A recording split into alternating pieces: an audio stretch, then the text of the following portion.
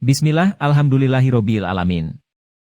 Wassalatu wassalamu ala rasulillahi wa ala alihi wa ashabihi wa man tabi'ahum bi ihsan ila yaumidin. Berikut adalah kisah yang indah dari perjalanan sahabat Rasulullah, seorang pemimpin kabilah Daus.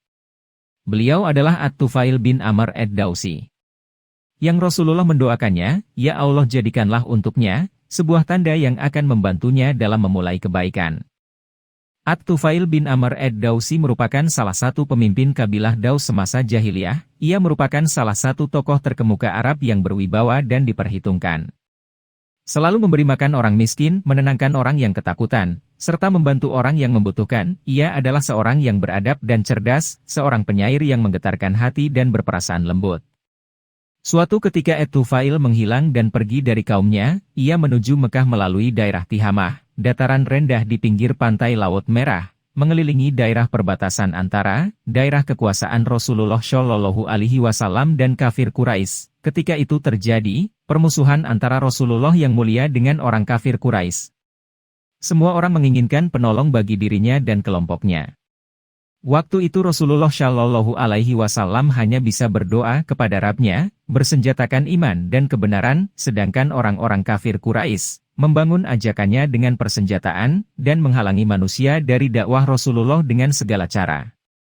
At-Tufail mengisahkan, waktu itu aku menuju ke Mekah ketika para tokoh Quraisy melihatku, mereka langsung menyambutku dan memuliakanku dengan sebaik-baiknya, kemudian para tokoh dan pembesar Quraisy berkumpul di hadapanku. Mereka berkata, wahai Tufail, engkau telah datang ke negeri kami, laki-laki ini yang telah mengaku nabi, telah membuat kerusakan dan keonaran di tengah-tengah kami, bahkan ia telah memecah belah persatuan kami pun tercerai-berai dibuatnya. Kami khawatir orang ini akan berbuat sama kepada kaummu, sebagaimana ia telah melakukannya kepada kaum kami, maka jangan ajak bicara orang itu.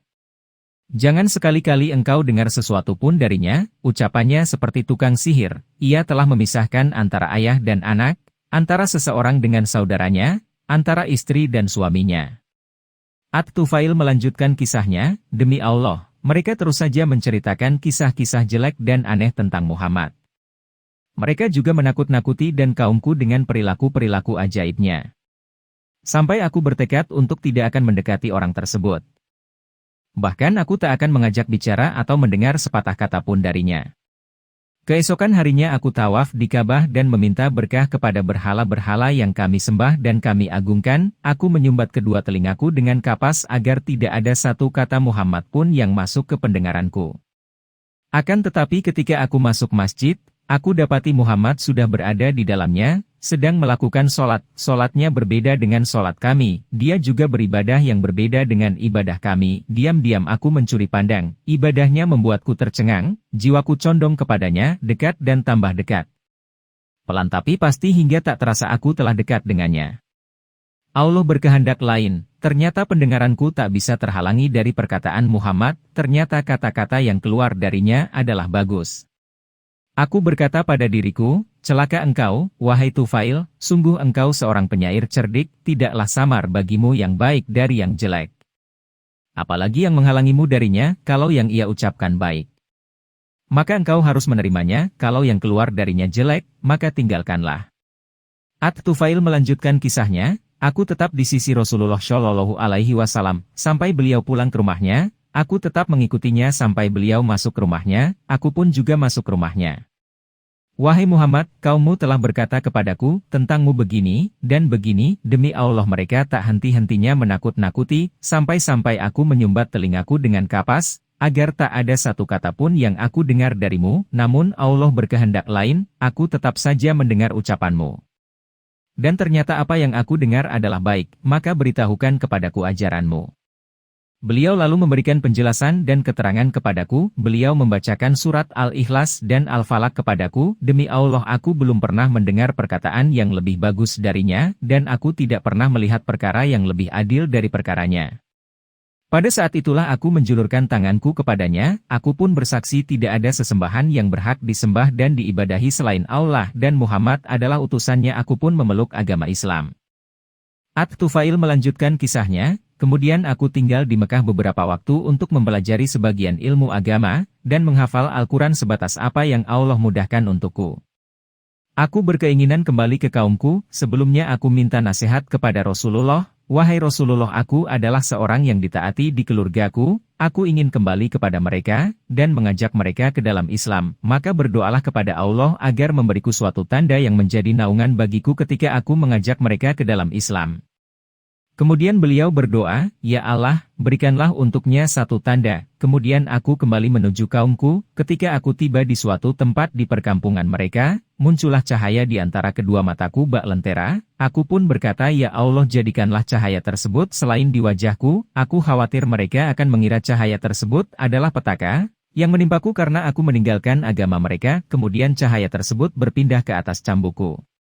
Manusia melihatnya seakan-akan lentera yang tergantung turun dari lembah menuju mereka. Ketika telah sampai di bawah, ayahku pun mendatangiku, ia seorang yang sudah lanjut usia, aku pun berkata kepadanya, "Menjauhlah engkau dariku wahai ayahanda, aku bukan bagianmu dan engkau bukan bagian dari diriku, kenapa wahai anakku?" Tanya ayahku keheranan. "Aku telah masuk Islam dan mengikuti agama Muhammad," jawabku. Ayahku berkata, "Wahai anakku, agamaku seperti agamamu, kalau begitu pergilah, kemudian mandi dan cucilah pakaianmu, lalu kemarilah akan aku ajari apa yang telah diajarkan kepadaku," ucap At-Tufail kepada ayahnya. Kemudian ia pun pergi untuk mandi dan membersihkan pakaiannya kemudian masuk Islam. Datanglah istriku.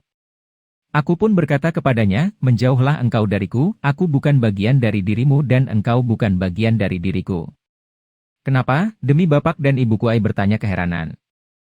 Aku berkata, "Islam telah memisahkan antara diriku dan dirimu. Aku telah memeluk Islam dan mengikuti ajaran Muhammad."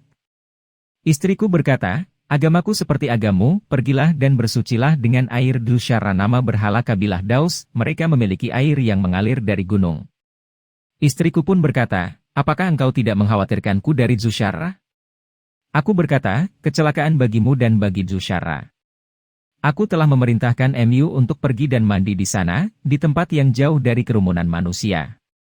Aku menjamin bagimu bahwa batu yang bisu itu tidak dapat berbuat sesuatu apapun." Ia pun pergi dan mandi. Setelah itu aku mengajarinya Islam, ia pun masuk Islam. Kemudian aku mendakwahi kabilah Daus. Mereka tak segera menerima dan menjawab dakwahku, kecuali Abu Hurairah. Ia adalah orang yang bersegera masuk Islam.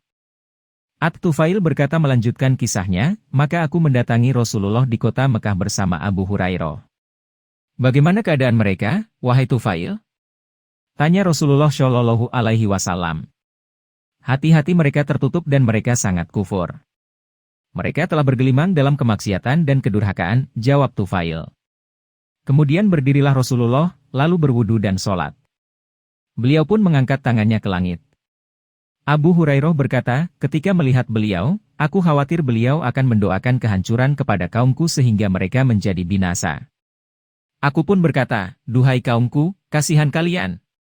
Ternyata Rasulullah berdoa, 'Ya Allah, berikanlah hidayah kepada kaum Daus, ya Allah berikanlah hidayah kepada kaum Daus, ya Allah berikanlah hidayah kepada kaum Daus.'"